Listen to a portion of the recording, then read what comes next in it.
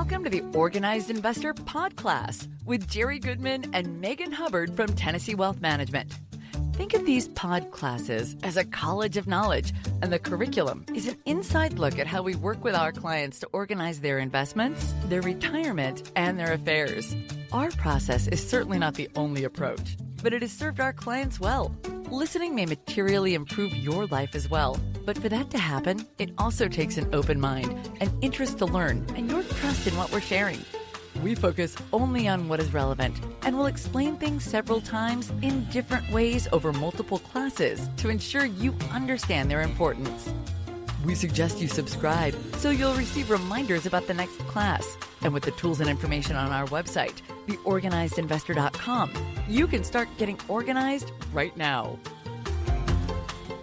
Welcome back, students, to what is the 10th PodCLASS in a series on the subject of organizing your investments. After watching 12 episodes of Boston Legal over the weekend, yes, I'm a binge watcher, I decided that it would be a great idea to go through the discovery process like they do on these shows, because I was reminded that the discovery process is actually how evidence and information is compiled before a legal proceeding. So what better way to make our case that it may be possible to materially improve your long-term financial future, and how we propose to do that. So, since our usual courtroom at the courthouse is getting new wallpaper, we've decided to just depose one of the parties to help explain some important issues to be addressed. Now, as PodCLASS listeners, you get to decide if the comments made and the arguments offered are compelling and believable. So, who wouldn't believe this? I know, right? Exactly. So you get to be the jury. I'm Megan Hubbard, along with my dad, Jerry Goodman, and I'm a former first grade teacher at Christian Academy of Knoxville. And Dad was a young life leader at West High School during college. So he's done a little bit of good in the world, right? Try to do a good deed a day, just like the Boy Scouts taught me. Well, were you a Boy Scout? Yeah, I was. I wasn't. Yeah, we were scouting for girls, but actually I was a Boy Scout. Oh my gosh. Sorry. Okay, moving on. Since I have a master's degree in curriculum and instruction for this discovery process, I get to be the question asker. How many ers? 7. Okay. Well, I'll just go with how many I've already said. My official title is actually oldest daughter in our family, which actually equates to also being the boss of everyone. So would you agree with that, Dad? You're our little version of Martha Stewart, particularly when it comes to decorating. I do love to do that. Yes. So since Dad has a degree in accounting and over 40 years in this industry, for this discovery process, he'll be what is referred to as the deponent, also known as the question answer. 7 times. 7. I think that was 7. Okay. It was close. Well, it was close. Okay. So hear ye. Let's just get this ball rolling. Since court is not in session, we'll begin deposing our deponent, not to be confused with disposing our deponent. We're going to let him live today, but we're going to depose our deponent. The matter before the PodCLASS includes organizing your investments. And is it possible to materially improve one's long-term financial future? So, Mr. Dad, if that's really your name, do you swear to tell the truth, the whole truth, and nothing but the truth? I'll tell all kinds of truth over here, and might even try to squeeze in something kind of funny if I can have to think of what that might be. So yeah, I'm in. I'm sure you'll try to say something funny. Now that's for us to decide if it's actually funny. True. So, Mr. Dad, the complaint before this PodCLASS has been that you've been repeating yourself in earlier episodes and that you plan to continue to repeat yourself in future PodCLASSes. So how do you plead? I've got my glove on. I'm going to plead guilty of repeating important information. I admit it. And you're correct that my plans are to continue to repeat this for the benefit of our many listeners. That's why we're doing this. So you stated numerous times that dividend growth is a strategy of investing in well-managed companies with a history of growing their dividends each and every year, and that this strategy has been very successful. So is this still your position? It is. This is an investment strategy. And when you measure just the performance of these types of dividend growth stock, these companies as a group, It's been very successful, extremely successful over a long period of time. So just how good of a strategy are you talking about here? Well, for these types of companies, again, if you kind of group them together and look at their long-term track record, it has significantly outperformed the S&P 500 index. And we might add, has even done that with even lower volatility than that same index. So do you have any evidence to back the part up about the good performance? Absolutely. If it would please the pod class, well, let's just start off with Exhibit A, just like they do on the Perry Mason show. Exhibit A, Your Honor. So is it going to be alphabetical, or is that what we're doing here? Well, we might flip the teacher in me needs to know. We might put a few numbers in here, but yeah, for now it's going to be alphabetical. Exhibit A is the summary, and it's something that the name of it is called a DSIP list. That's DSIP, DSIP list. And this is probably the number one flagship research list that comes out of Wells Fargo. Okay, it's a very good, very successful long-term track record. Okay, so does this DSIP list, is it a dividend growth strategy? Is that what we're dealing with here? It is, and that's why we're talking about that. It's in terms of its performance. This little DSIP list that goes back to 1993, the return has averaged 12% a year over the last 30-year period.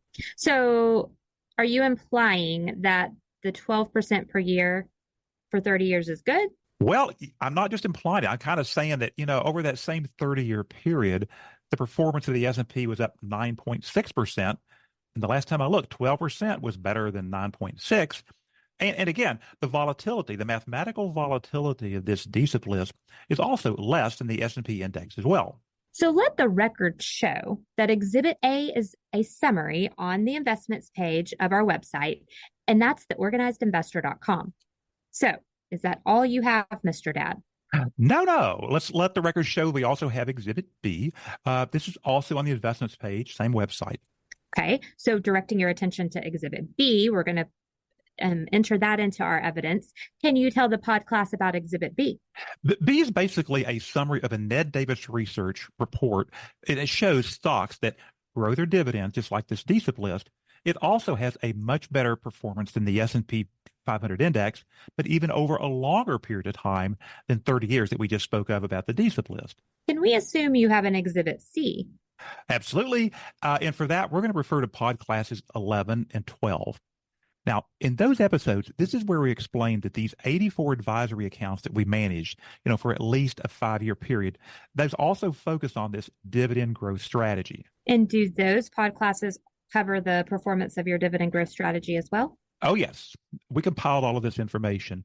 And for those 84 accounts, the average net rate of return after any kind of fees or expenses related to that, the net money flowing down to investors, was on average 14.06% per year for that 5-year period, which ended, by the way, January of 2024. So can you explain to the pod class in simple English, please, what 14.06% per year really means?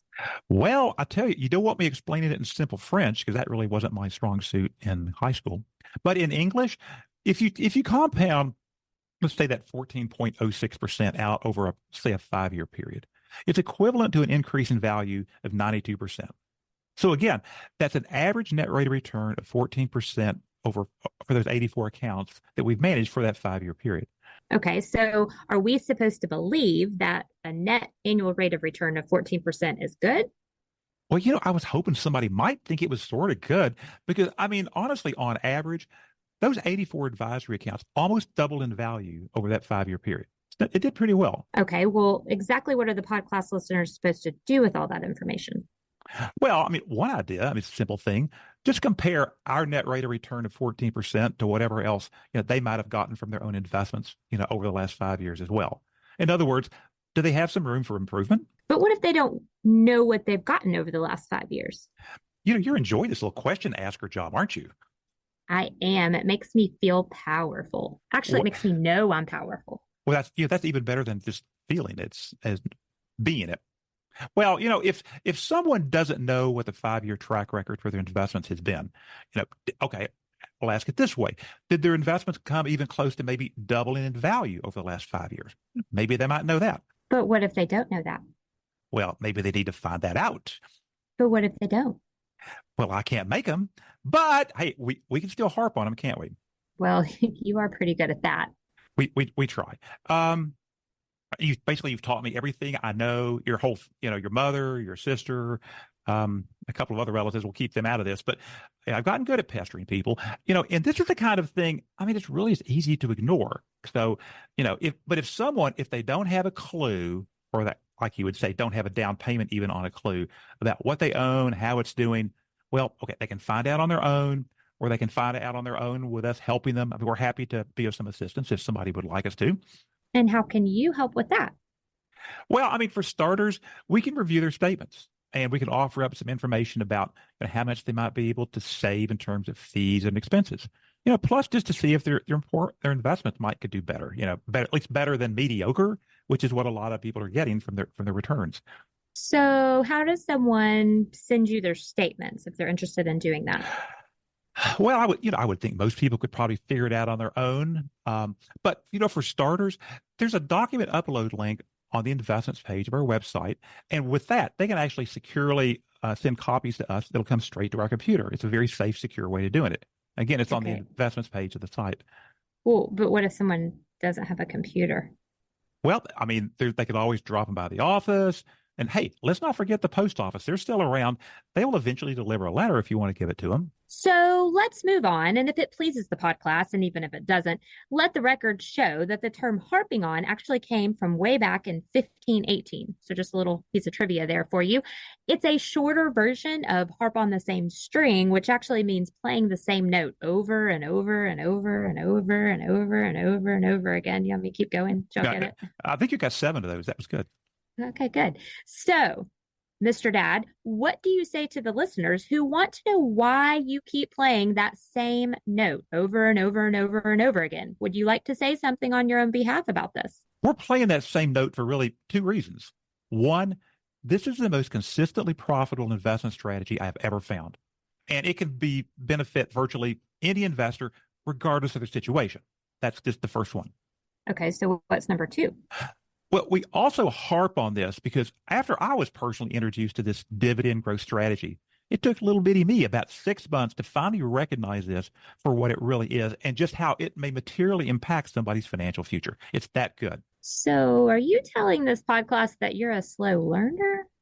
Are we starting to think that our asker is harassing the witness?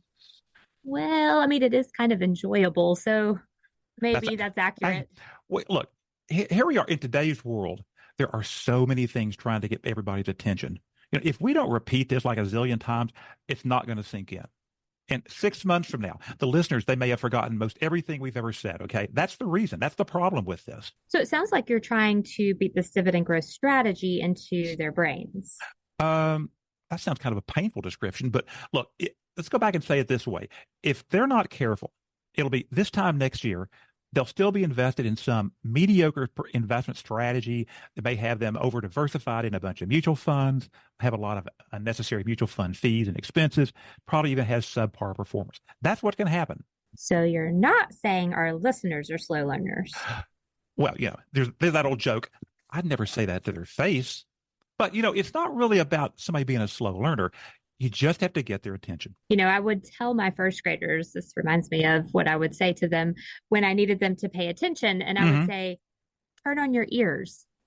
Well, and that's some good advice, for our listeners. And I promise there's a lot more financial benefit by listening to us harp on this than listening to a podcast about maybe golf or even who's going to win the next election. Okay. Maybe not as interesting, but more helpful, more financially beneficial to them. So, Mr. Dad, for the record, how long have you been a financial advisor? Going way back to 1982, which means, Megan, you were basically 1 year old when I started. Do you remember much about it way back then? I mean, I remember all of it. I feel like it was just yesterday. I was watching the ticker tape go past from my car seat. Did y'all even have car seats back then? They had individual cars back then, Megan. It was that long ago. Hopefully you're enjoying this Organized Investor PodCLASS with Megan Hubbard, the Dean of our College of Knowledge, and Jerry Goodman, her CFP dad. Check out our class notes to find out how to reach us and subscribe to our PodCLASSes to get started. Oh, man. Okay. Well, I'm going to ask the questions here, Mr. question answerer. Okay. But I don't necessarily recall a lot of when I was just one, but tell us, how long have you known about this dividend growth strategy that you keep harping about? When I first started saying this, my first answer would have been like 20 years ago. But actually, I went back, as your memory can get kind of faded on recollecting certain dates. And I checked. It's really been about 17 years. 17, so around 2007. Okay. Well, what were you doing before you found out about this dividend growth strategy? Well, I'll tell you one thing. It wasn't the dividend growth strategy, was it? For the first 25 years in this industry, I was basically like a lot of people. I was just kind of sifting through some never-ending flow of investment ideas, from one to the next, and they were all supposed to be, what this one's bigger, better, faster than the last thing you just looked at. So that's kind of, some of it was kind of hit and miss, trial and error. Some of them worked pretty good, and some of them didn't. But that's what we spent a lot of time doing way back when. So how did all of these new ideas, if you will, get in front of you? Well, way back before emails were around, some of this, they would come from the investment firm. Like at this time, when I first started, I was at Merrill Lynch, where you worked, they would give you information on things. But really, most of it would come from what we're going to call them the product and services companies that wanted us to recommend these investments, like a mutual fund company, a money manager, an annuity company, something like that. That's where a lot of it came from. So what happened after the emails showed up? Oh, the information, the flood got even worse. Okay, and it's really still that way today. It's hard just to try to stay off some of these email lists, just because you get so many of them. You just don't have time to read all of it. So were the people from the investment firms, were they helpful? Yeah, actually they were, and not to be so negative about all that, but over the years I've probably met with, I would just pull out a number, several hundred of these people who they would tell me again their mutual fund, their annuity, their whatever, it was the real deal. It was going to be the keys to the safe. It would help our clients more than anything else. So, and you would hear this kind of from not every one of them, but it was kind of the same spiel that would come in from most of these people. Now, remember, you're under oath here. So did they ever pay for lunch? Sure. I mean, they would take us out to restaurants.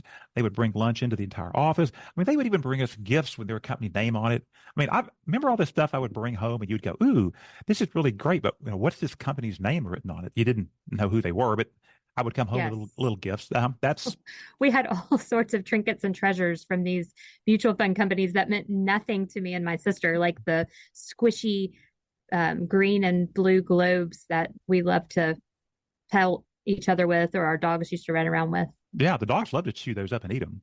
Yeah, Mom particularly loved all the junk that you brought home for us. That really made her happy. Yeah. So I completely understand her joy in that now as a mom myself. So, gives you something to throw away. Yeah, exactly. All right. So what you're saying is like they're kind of like drug reps, like you would see at a doctor's office. Is that what we're dealing with here? Pretty much, yeah. And the fact is, you would actually learn a lot by meeting with some of these people. I mean, not all of them, but some of them had some decent information. But for me personally, and we all get to this some point in this industry after so many years, you get to a point where, like right now, I rarely meet with these reps anymore because either I don't use their types of investments, maybe I don't want to feel obligated to even consider putting money in whatever they're doing. It's really, for much of it, it's become kind of a waste of time, not only for me, but also for them. So tell the PodCLASS, why were you talking with them in the first place then? Part of it was way back, well, even now, I mean, we all go eat lunch every day, don't we? Or usually. So we'd call it something like a lunch and learn. And it wasn't all just about the meal. We would actually learn and talk about things. But I was looking way back when for a process. And what they were really offering was kind of more of a product. They'd created some investment, some sort of vehicle, some sort of little special widget that they thought was better than something else. So they'd come and talk to us about their little investment product.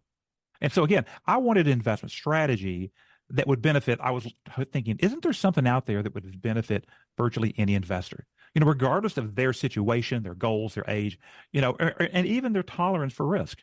So they had product, and you wanted a process. Is that what we're hearing? Yeah, pretty much, and maybe they even had a process or but it was maybe as a process, but it was dressed up, like a strategy. It's a good example of that would be, say, an advisory account that has mutual funds in it. So it's a strategy, but it has mutual fund investments inside of that. So, But again, for a very long time, in fact, I just say the first 25 years in this industry, I really wondered, was there a process, or let's say such a process, like let's say the strategy that would make sense, like, and we're talking about this dividend growth strategy. Do you remember when you learned about this dividend growth strategy that you've been harping about? I kind of alluded to this a second ago. At first, I thought it was like 20 years ago, but way back in 2007, I was actually the manager of what the Wachovia Securities office at that time. And around that time, 2007, we purchased a very nice firm out of St. Louis called A.G. Edwards. Some of you may have heard of that. So A.G. Edwards, they merged into Wachovia, which later became Wells Fargo and blah, blah, blah, blah. So that's really where that came from. So you found out about the dividend growth strategy in 2007? Yep. And that's because when we bought A.G. Edwards as a firm, one of the advisors there of our new sister firm, he said, Jerry, take a look at this DSIP list, which again is based on this dividend growth strategy. So the DSIP list, it started at A.G. Edwards back at around 1993. It transferred to Wachovia Securities. Eventually, it ended up at Wells Fargo Advisors, which is where it is today after 30 years. So when you first looked at it in 2007, was it love at first sight? Nope. And it's really kind of embarrassing because even in 2007, it was, I guess, 14 years old at that point in time, the performance even then was 12% a year. And here we are 16, 17 years later, and it's now a 30-year track record, and it still has a 12% return per year. It's incredible. Well, it was nice of that broker to tell you about it. Well, it was nice of him, and he was a nice person. And fortunately, I'll say he was nice enough to keep pestering me or harping on me about the thing. Because I don't know, you get busy and you don't pay a certain attention to things. And he said, you need to look at this. And I did. So finally, eventually after all of that pestering, I finally got through my thick little head that this was not only a great approach, but, it worked well for so many different people in so many different situations. So just how long did it take, to get it through your thick head? Because I know you do have a pretty thick one. Oh, you know how stubborn I can be. And I mentioned a few minutes ago, it was probably 6 months, and it took long enough, even though I still had access, let's say, the same information that he had. Okay. It wasn't like he was looking at something that I wasn't. We all look at the same data. I mean, I do know how stubborn you can be, but really 6 months? Well, look at it like this. At this point in my career, I'd spent 25 years looking at, I don't know, let's just say hundreds of different investment products from a zillion different companies. And some of these things, some of them were very impressive, but, some of them, maybe they worked a little bit for a short period of time. Maybe they worked a lot for, 10 minutes. But that, a lot of them didn't work as advertised. So you become somewhat cynical about the whole thing. And these are ideas that could affect your clients' portfolios. Sure. Yeah. And so it's easy to become rather, I use the term cynical or suspicious about, some next new investment idea coming down the pike, because in theory, anything can sound good, but the reality of it is, it doesn't always work out that way. So, just thinking of that expression that I've heard before, maybe you remember it. I was never wrong until I had to make a decision. So were you scared of being wrong? I'm always scared of being wrong, particularly with when you or your mother or your sister are around, so they can pounce on me about it. You probably are wrong when we're around, but well, exactly. That's the default, which is okay. I'm okay with that. But when you're dealing with people's life savings, I don't mean this to sound kind of corny or cliche, but we're in the advice business, and at some point in time, you have to make a decision. You have to. People come to us and they say, "What should I do?" And at some point in time, even being real careful, you eventually have to make a decision. But my decisions over the years, they become kind of slower and more careful, and I become kind of harder to convince, quite frankly. So I'd like for you, as our deponent here, to tell the PodCLASS one more time in your own words, what is dividend growth? Well, I'm glad you didn't refer to me as the degenerate, but that was my concern. Look, dividend growth, this is nothing more, in simple terms, it's a strategy of investing in companies that have a history of raising their dividends. Okay? That's nothing more complicated than that. And what is DSIP? So we touched on this a minute ago. DSIP is a list. It's a dividend growth strategy that we're talking about. And this really is DSIP stands for Diversified Stock Income Plan, which is a big mouthful, which is why we obviously try to abbreviate it down to what we call it, the DSIP list. And just so we're clear, can you confirm for us that this is the one that started at AG Edwards and ended up at Wells Fargo Advisors, correct? Exactly. And it has a track record that goes back 30 years, back to November or some day in November 1993. And I've said this before, I'll say it again. I can't find anything as far as a strategy like this that works better. I can't. And, tell us again, what do you consider to be good performance? Well, let's keep this kind of lighthearted. Let's just say anybody that's not made 12% per year over the last 30 years, might think this is good performance because, that's not what they've earned, and that probably includes an awfully lot of people. Most people don't get these kind of returns. And you also have your Exhibit A on the investments page of the website. Right. And at the risk of repeating myself, I'm going to say this one more time. We don't know of anything that has this kind of long-term track record that we can specifically manage a portfolio like we do with this approach, period. We do not know of anything better than this, or we'd be doing it. Okay, so remind us again about Exhibit B, which is the Ned Davis research report that you talked about. And, it's also on the investments page of the website, but tell us again what this is. This is nothing more than a third-party research firm who came out and did this study about stocks that raise their dividends, initiate dividends, all of this. And basically, it's kind of codifies, or not codifies. It kind of like verifies what the DSIP list has done. The fact that the excellent performance of these stocks that have a history of raising their dividends. And this particular report actually goes even a longer period of time than the 30-year track record of the DSIP list. So you're telling this PodCLASS again that you're harping on this because you think your PodCLASS listeners need some repetition for this to sink in, right? I do. And plus, I think you're also leading the witness with that question. But, they had to harp on me to get this through my thick head. And so now it's my turn to harp on our listeners. That's what this is all about. So once again, you're under oath here. Just keep that in mind. Just how long do you plan to harp on this? Well, we actually harp on a variety of different things in the pod classes, not just this. But, our first and foremost mission in these is to explain this dividend growth strategy. And I know you're tired of hearing me repeat this, but this really is a rinse and repeat situation, and we'll do it as many times as necessary for somebody to sink in. And I would also say, if you've listened to all of these pod classes and it still hasn't sunk in again, listen to them again, okay? I mean, we get better. It's like age. The longer you listen to this, the funnier and the happier and the smarter you're going to get. Well, okay, well, let's not make too many claims there. We'll have the compliance department on us. But you said rinse and repeat. I kind of feel like that's a reference to washing your hair. Well, yeah, it kind of is, because it needs to sink into your little scalp. And again, until they realize it's a good idea. Everything else we kind of have to say is really not that important. Okay, if someone doesn't understand, this is the basis of everything we're talking about, and everything else is kind of just icing on top of the cake. So now, just for the record, exactly who are you trying to harp on? Well, we've explained who may benefit from this. There's really two different groups of people.